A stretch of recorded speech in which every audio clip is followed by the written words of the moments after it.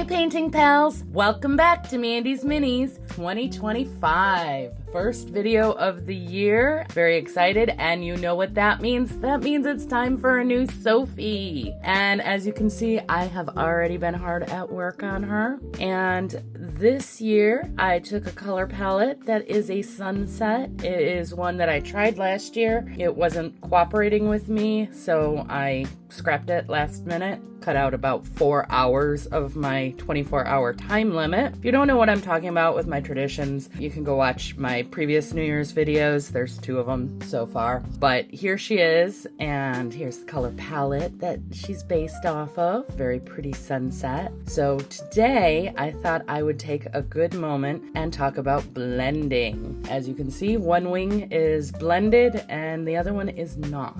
But I'm kind of doing the ombre to embrace that sunset look. So we're gonna go ahead and do some blending on this. And I know usually I do reflections, like I said in another previous video, my holiday one. I'm not doing that this year just because, 2024 was pretty great. I've been very vocal about it online, and I'm very excited for 2025, but don't really have anything new to add to that. So what I'm going to start with is called wet blending. And in order to do that, you want to work with wet paint, and you want to work with thicker paint. This is like almost right out of the bottle. So I'm going to take the red first, and I'm just coming up. You can see that's a pretty thick one. I might wipe off my brush. This time I didn't. I just dipped right into the other color. And now I'm going to bring the orange down. And you can see how, since it's still wet, it's blending a little bit. And as you can see, I'm just doing that back and forth and back and forth. And eventually, you'll get a good blend. Now, what happens is I tend to get impatient. You guys know I don't really have patience. So I'm gonna dip my brush off. It is still a little bit damp. There's plenty of water still on there. And I'm gonna kind of help it along a little bit here with some water. Once again, wet blending. So we're using a lot of water. When I do this, my wet bed, my paper towel that's next to me, tends to get very, very full of water. Gone through 3 of them already. Look here, buddy. You're not in this video. Yeah. Manual brush takes time. It just does. Now, there are other forms of blending. So I'm going to come down to the orange to yellow and show you that. We can do what's called feathering. So I'm going to grab some of my yellow and I'm going to put it over my orange.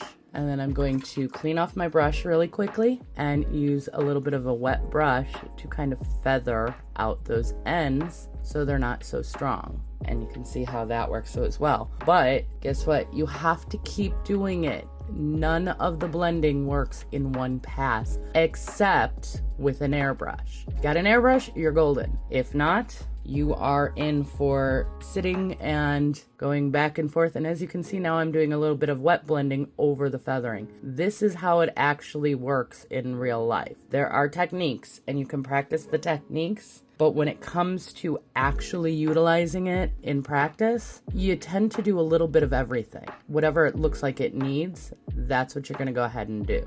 I usually pick one blend to start with, so I guess I'm starting down here since that's the one I'm on now. And I'm just gonna keep going back and forth and working this until it actually looks the way I want it to and matches the other one. Nothing works perfectly for me, even on my 5th try sometimes. Like last year, which is why you didn't see this color palette last year, which is okay. If you can't do something, it's fine to move on, to do something else, to make adjustments, but don't give up on it. If there's something you want to do, you keep trying, you keep putting the work in.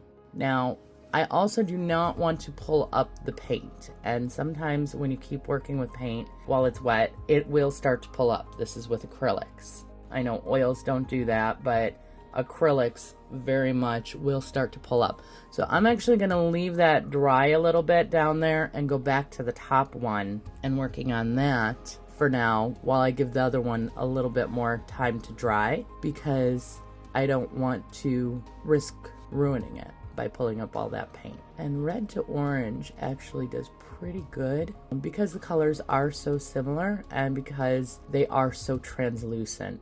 Some colors are more translucent than others, and those are easier to blend. And red and orange are 2 of those colors. So there's that red to orange, pretty darn good, if I do say so myself. I'm gonna go ahead and keep going. So all of a sudden you guys get to see this year's New Year's Sophie by Reaper Minis. You can get that on their website. I get one every year and I paint it up.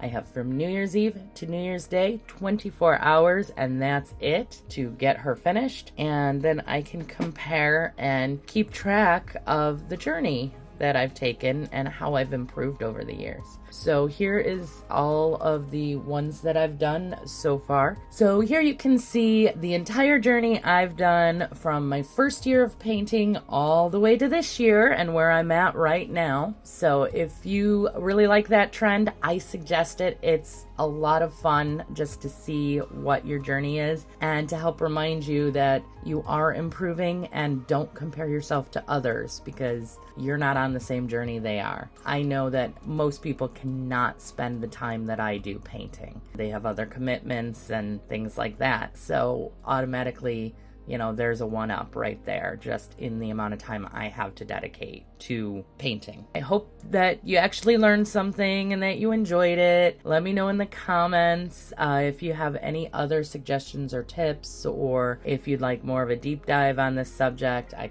kind of feel like that pretty much covers blending with a brush completely, even though there are other techniques. These are the two that I really rely on. So if you prefer something else, let me know in the comments. And if you have any suggestions for maybe next year's color scheme. And while you're down there, like, subscribe, really appreciate that. Any support that you would love to give to us, we would love to have. We so appreciate this community, and thank you so much for watching. I hope your 2024 was as great as ours, and I hope your 2025 is even better. Also want to give a special thank you, shout out to our patrons. We absolutely love you, and your support is just so great. So really love you. Thank you so much. Again, if you want to join the Patreon and be part of our community, our little tight-knit group, then all that information is down below. And until next time, have fun